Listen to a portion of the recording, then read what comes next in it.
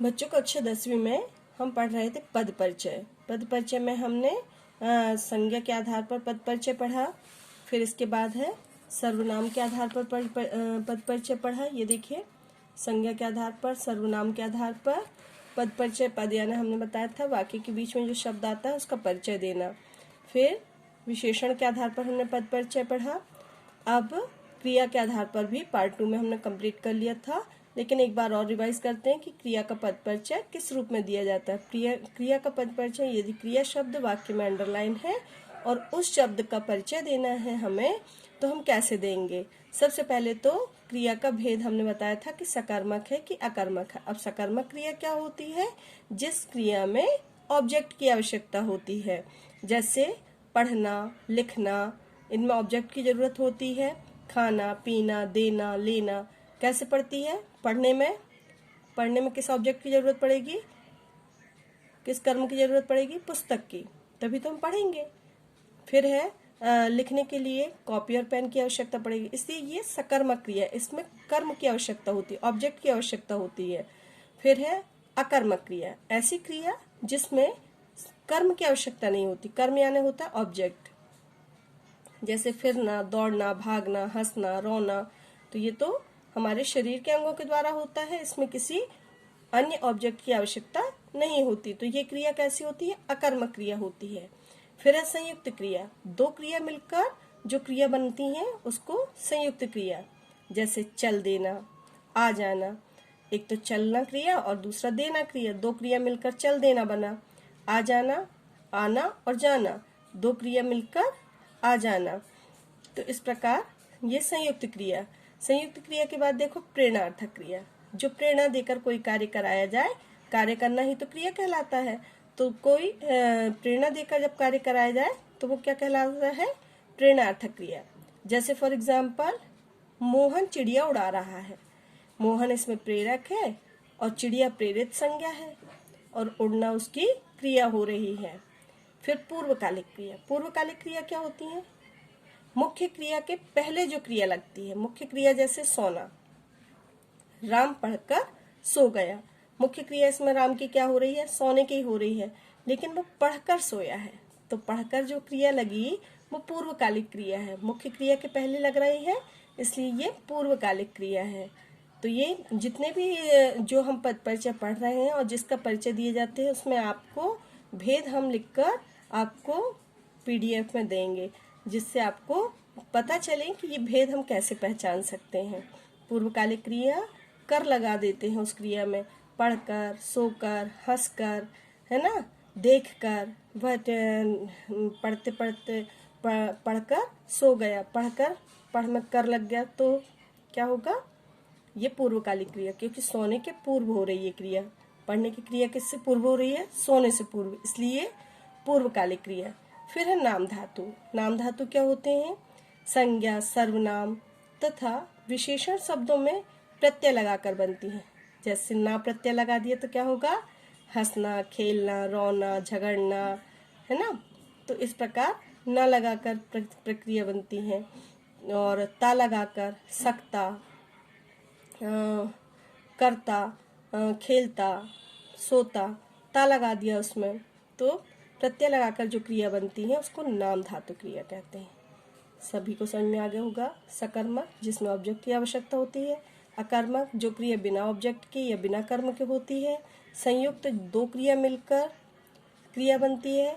प्रेरणार्थक, जब प्रेरणा देकर कोई क्रिया की जाती है। पूर्वकालिक क्रिया, मुख्य क्रिया के पहले जो क्रिया, जैसे पढ़कर सो गया, पढ़कर पूर्वकालिक क्रिया होगी। फिर है नाम धातु, संज्ञा, सर्वनाम, विशेषण में प्रत्यय लगाकर जो क्रिया बनाई जाती है। फिर ये क्रिया के वाच्य लिखते हैं, काल, लिंग, वचन और संबंध। लिंग वचन तो सभी को बन जाएंगे। वाच्य इसमें जरूर ध्यान देंगे, कृतवाच्य की कर्मवाच्य। यदि क्रिया का जो अंत है वो किसके द्वारा हो रहा है? कर्म के द्वारा। जैसे पुस्तक पढ़ी, पुस्तक स्त्रीलिंग है, पढ़ी, राम ने पुस्तक पढ़ी, तो ये कर्मवाच्य होगा। लेकिन राम पढ़ता है तो पढ़ता, राम पुरुषलिंग है तो क्रिया पुरुषलिंग की है, इसलिए ये वाच्य ध्यान में देखकर अपन को पहचानना होता है कि कौन सा वाच्य है इसमें। अब है नेक्स्ट इसमें क्रिया विशेषण का पद परिचय। क्रिया विशेषण का भी पद परिचय देखेंगे कि क्रिया विशेषण कौन सा है। रीति काल भेद देखेंगे इसमें। रीतिवाचक क्रिया विशेषण, कालवाचक, स्थानवाचक और परिमाणवाचक। तो सबसे पहले है रीतिवाचक क्रिया विशेषण में रीतिवाचक क्रिया विशेषण क्या होता है।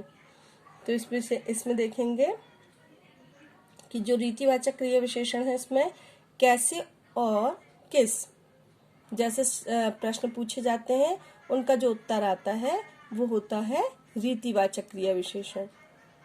क्रिया विशेषण का भेद में सबसे पहले कौन सा दिया है, रीतिवाचक। रीतिवाचक में कौन से प्रश्न कैसे और किस प्रकार के प्रश्न होने पर जो उत्तर प्राप्त होता है वो रीतिवाचक क्रिया विशेषण। जैसे गाड़ी तेज चल रही है, गाड़ी हम पूछ सकते हैं कि गाड़ी कैसी चल रही है, तो गाड़ी तेज चल रही है। जो तेज शब्द होगा वो कौन सा होगा, रीतिवाचक क्रिया विशेषण। फिर है कालवाचक। कालवाचक में कौन सा शब्द इस्तेमाल होगा, प्रश्न बताइए। कहाँ। जब कहाँ शब्द प्रश्न में होगा तो उत्तर में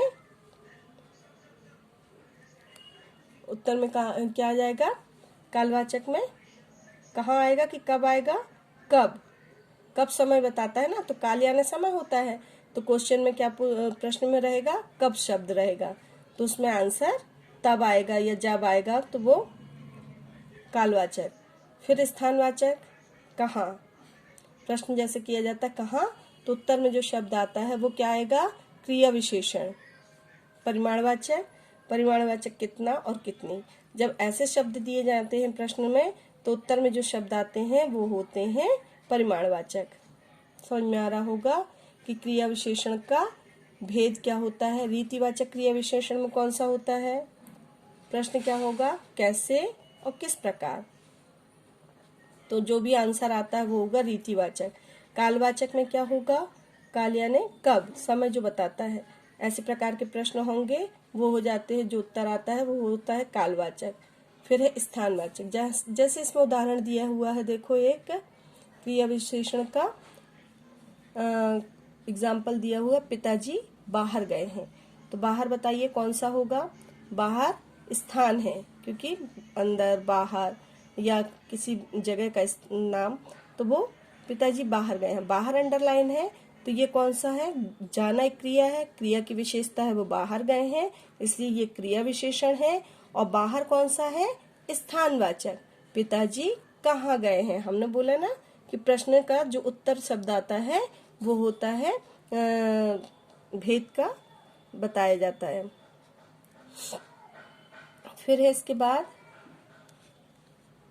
गए क्रिया के स्थान की विशेषता बता रहा है, इसलिए ये क्या होगा, क्रिया विशेषण। मैं वहां कल जरूर जाऊंगी, तुम भी जल्दी आ जाना। मैं कल जरूर जाऊंगी, जरूर शब्द आया है तो कौन सा क्रिया विशेषण है, आऊंगी क्रिया की विशेषता बता रहा है, कालवाचक है। और ये स्थान है कि कल, कालवाचक क्रिया विशेषण, क्योंकि यहाँ कल जो शब्द दिया है वो समय बता रहा है। फिर है जरूर, इसमें रीतिवाचक विशेषण है। यहाँ पर जितने शब्द दिए गए हैं वो सारे क्रिया विशेषण हैं, तो इन क्रिया विशेषण का वर्णन दिया गया है। फिर संबंध बोधक। संबंध बोधक क्या होता है, संबंध बोधक पद का परिचय इस प्रकार दिया जाता है। संबंध बोधक का भेद, सबसे पहले तो संबंध बोधक के भेद कौन से हैं, काल, स्थान और कौन कौन से हैं, काल यानी सबको पता है समय। फिर है स्थान, दिशा, साधन, हेतु, विरोध, समता, संग, इस प्रकार के जो है वो संबंध बोधक शब्द। जैसे बच्चे पिताजी के साथ मेले में गए, तो पिताजी के साथ जा रहे हैं तो कौन सा होगा, कालवाचक होगा। क्या वो समय बता रहा है, समय का संबंध बता रहा है।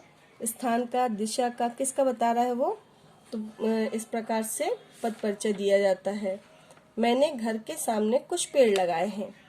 मैंने घर के सामने यानी क्या होगा, स्थान, ठीक है। और पिताजी के साथ कौन सा होगा, संग। तो यहाँ पर पढ़कर हम पता कर सकते हैं कि भेद, लेकिन हम इसको PDF में फिर भी एक बार समझाकर आपको देंगे कि आपको पढ़कर एक बार और समझ में आ जाए। फिर है समुच्चय बोधक पद परिचय। समुच्चय बोधक पद परिचय इस प्रकार दिया जाता है, उसके भेद, संयोजक, विभाजक। तो जो संबंध बोधक होते हैं समुच्चय बोधक, वो सबसे पहले कौन सा दिया है इसमें भेद? संयोजक। संयोजक मतलब जोड़ना, जोड़ने का काम कौन करता है? और, तथा, एवं। समुच्चय बोधक जो शब्द होते हैं वो अव्यय शब्द कहलाते हैं, और अव्यय शब्द में संयोजक शब्द कौन सा होगा? जो जोड़ने का काम करता है, और, तथा, एवं, जो दो वाक्यों को जोड़ता है। विरोध बताने वाले कार्य, विरोध बताने वाले कार्य बताइए जल्दी से। लेकिन, मगर, किंतु, परंतु, ऐसे वाले जो समुच्चय बोधक शब्द आते हैं वो होते हैं विरोधवाचक। विभाजक वाले शब्द कौन से आते हैं? जो विभाजन करते हैं, या, अथवा, चाहे। परिमाणवाचक जो क्या करते हैं? कारण भी, इसको परिमाणवाचक को कारण भी कहते हैं। देखो हमने ऑब्लिक कर कर कारण भी लिखा हुआ है, इसको कारण भी बोलते हैं। तो कारण बताने वाले शब्द बताइए। इसलिए, इस कारण, तो ये वाले शब्द जो होते हैं समुच्चय बोधक। अब यहाँ पर एग्जाम्पल दिया हुआ है, मैंने कार्य पूरा कर लिया है इसलिए घूमने चलेंगे। इसलिए शब्द किसके अंतर्गत आएगा? कारण या परिणाम के अंतर्गत। दूसरा इसमें एग्जाम्पल दिया हुआ देखो, दूसरा उदाहरण, मैंने सलमा और सलीम ने अपनी अम्मी को पूरे बाजार में खोजा परंतु वे उसे कहीं भी नहीं दिखाई दिया। तो यहाँ पर क्या है? और शब्द लगा है, और जो है वो समुच्चय बोधक शब्द है। और कौन सा समुच्चय बोधक शब्द है? जोड़ने का काम कर रहा है, इसलिए कौन सा होगा? संयोजक। दो शब्द को जोड़ रहा है, सलमा और सलीम, तो इसलिए ये संयोजक होगा। हम इसके भेद बार बार बोल रहे हैं, हम पीडीएफ में एक बार भेद लिखकर सभी को एक्सप्लेन करके देंगे, जिससे आपको पढ़कर भी ये चीजें समझ में आ जाएंगी। फिर विस्मयादि बोधक पद परिचय, जिसमें विस्मयादि बोधक शब्दों का वर्णन हो, जैसे हर्ष सूचक, विस्मय सूचक, शोक पीड़ित। तो ऐसे सेंटेंस जब दिए रहेंगे आपको पद परिचय के लिए, तो आप तुरंत ही समझ जाएंगे, क्योंकि उसमें तो एक्सक्लेमेशन मार्क, आपका विस्मयादि बोधक चिन्ह लगा रहेगा। जैसे उदाहरण देखो, अच्छा सैर कर आओ। अच्छा शब्द के बाद एक्सक्लेमेशन मार्क लगा हुआ है। अच्छा शब्द क्या है? एक तो विस्मयादि बोधक है, स्वीकृति सूचक है, स्वीकृति के भाव को दर्शाने वाला है। जैसे ओह, तुमने तो उसे मार ही डाला, धिक्कार है तुम्हें, धिक्कार है तुम्हें। और यहाँ पर ओह के बाद देखो विस्मयादि बोधक लगा हुआ, तो ओह शब्द जो है विस्मयादि बोधक शब्द है, आश्चर्य और खेद को प्रकट करने वाला। और धिक्कार है घृणा सूचक विस्मयादि बोधक है।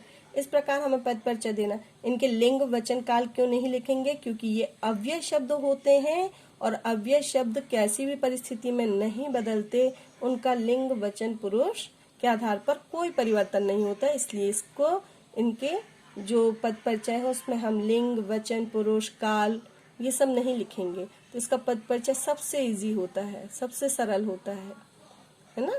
तो ये अपना कंप्लीट हुआ पद परिचय। इस पद परिचय को हम एक्सप्लेन करने के लिए आपको भेद थोड़ा सा मुश्किल जाएगा करने में, तो भेद और इसका पीडीएफ जो है हम बनाकर आपको देंगे। जो पठन सामग्री होगी उसके अंतर्गत आएगा वो। लिखने की सामग्री में केवल कुछ पद परिचय अभ्यास वाले दिए जाएंगे, तो आपको वो लिखना है कॉपी में। तो इस प्रकार पद परिचय पूर्ण हुआ। धन्यवाद।